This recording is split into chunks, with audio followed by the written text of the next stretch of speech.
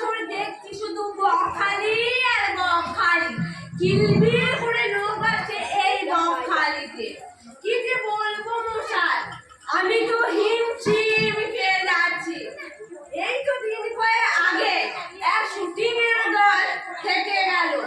সে কি বলবো মশাই, মালের বোতল পরিষ্কার করতে করতে 5 দিন সময় লেগে গেল।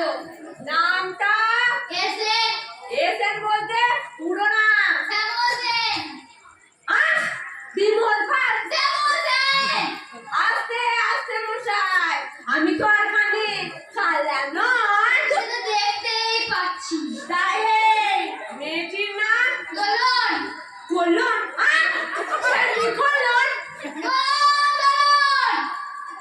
তা কে মিসেস। মিসিং কে, কবে, কখন, কোথায়? পুলিশে খবর দিয়েছো? আরে মিসেস। তা বাড়ি কলকাতা সাই স্ট্রিট। তাই মানে বউ নিয়ে ঘুড়ি ওড়ানো না ঘুড়ি নিয়ে বউ ওড়ানো? আরে কাগজ সময় দিন তো, আমি লিখছি। কি আর কি পেয়েছে?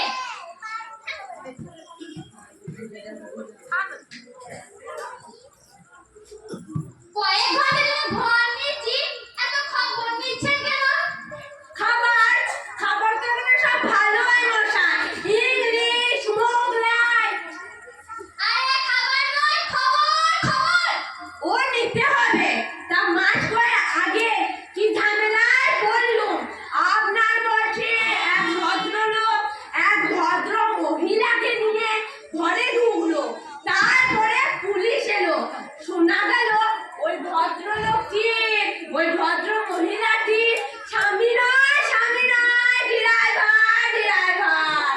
কি গেচ্ছা আমাকে তো কোথায় পৌঁছে দিয়েছিল। সই করুন, 4 নম্বর ঘরে চাবি নিয়ে চলে যাবে। আচ্ছা, একটু খাবারের কথা বলি। চিকেন হবে একটু দাদা? বিরিয়ানি হবে না। আরে বিরিয়ানি নয়, চিকেন। আস্তে আস্তে মশাই, চিকেন হবে না। ইম্পসিবল। আপনি একটু কোল্ড ড্রিঙ্কের ব্যবস্থা করুন। বরফ হবে তো? গরম কি করে হয় মশাই? গরম কোল্ড ড্রিঙ্ক করতে পারে না। আরে মশাই, গরম না, বরফ। You mean ice? ইয়েস, চলো। ধুর শালা।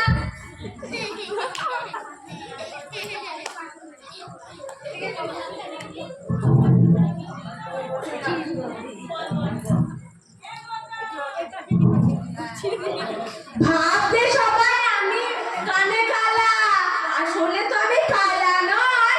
সেই দিনের ঘটনার পর থেকে কালা সেজে থাকি, আর সবাই আমায় কালা ভেবে পেটের সব গুপ্ত কথা বলে যায়। আর এই গুপ্ত কথা রেকর্ডিং হয় আমার মাথার ভেতরে।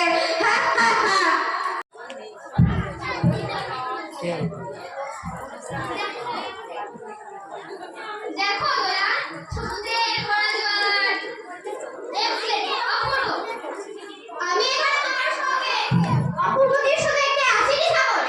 আচ্ছা, তোমার কি হয়েছে? সারা রাত ঘুম হয়ে রইলে, মনের মতো ছাদে চলে।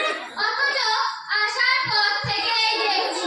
এই, তোমার কি হয়েছে কি? আমার 1 লাখ টাকা দরকার সামল। টাকা? 1 লাখ? হ্যাঁ, আমার 1 লাখ টাকা দরকার। কিন্তু আমি তোমার কাছে মাত্র 20,000 টাকা নেব। কিন্তু 20,000 টাকা তোমার কিসের দরকার পড়লো? নানাভাবে আমি জোগাড় করার চেষ্টা করছি।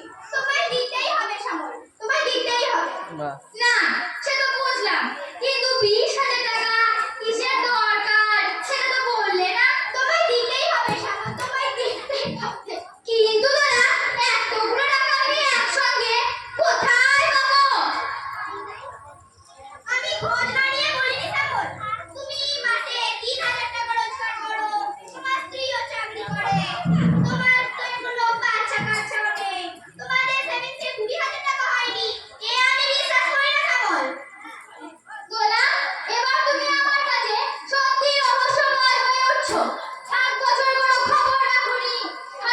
অদ্ভুত ফোন করে বলছো সুদীপের সঙ্গে তোমার ডিভোর্স হয়ে গেছে, এখন আবার বলছো লাখ টাকার মধ্যে 30,000 টাকা না দিলেই নয়। তা পুরো ব্যাপারটা না জানলে আমার পক্ষে তোমাকে কোনো টাকা দেওয়া সম্ভব নয়। তুমি আমায় দেবে না খবর? দেবো কি দেবো না সে পরের কথা, কিন্তু আমার মনে হচ্ছে তুমি আমার কাছ থেকে কিছু একটা লুকাচ্ছ। কি সেটা? ভেবে নাও আমি একটা চিট, একটা স্মাগলার, কিংবা খুন করেছি, কিংবা ব্যাংক ডাকাতি ফেঁসে গেছি। এতগুলো টাকা নিয়ে নিজেকে উদ্ধার করবো, সেই রকম কিছু তো ভাবলে তোমাকে ছেড়ে পালিয়ে যেতে হয়তো না। দাও দাও স্বামী, টাকাটা আমায় দাও, বিনিময়ে আমি আর তোমার সঙ্গে রাত কাটাতেও রাজি। দোলা, ছি ছি, আমি রেস হয়ে এসেছি। ইউনিভার্সিটির দিনগুলো আমি তোমাকে নিয়ে পাগল ছিলাম। আমাদের ভালোবাসাটা বিয়ে পর্যন্ত গড়ায়নি, মাঝখান থেকে সুদীপের সঙ্গে তোমার বিয়ে হয়ে গেল, নতুন জীবন শুরু করলে। যা, সেসব কথা ভুলে